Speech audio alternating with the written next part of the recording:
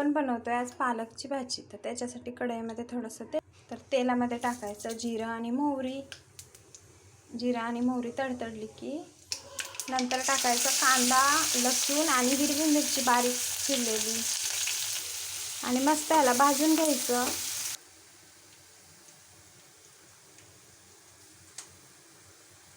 कांदा मस्त भाजून झाला आपला. आता यात टाकायचं बारीक चिरलेला बटाटा थोडासा हलवला की टाकायचं वरून मीठ आणि हळद. 5 मिनटं झाकण ठेवून द्यायचं. 5 मिनटं वाफ काढल्यानंतर धुतलेली टाकायची पालक. आता मग मस्त हलवून घ्या आणि शिजेपर्यंत झाकण ठेवून द्या. व्यवस्थित हलवायचं आणि मग झाकण ठेवायचं. मस्त हलवून घेतली, आता ठेवून द्या झाकण. आता झाकण काढून घ्या, मस्त हलवून घ्या थोडी. आपली भाजी शिजलेली आहे, तर थोडासा 1 चम्मच शेंगदाण्याचं कूट टाका आणि मिक्स करून घ्या.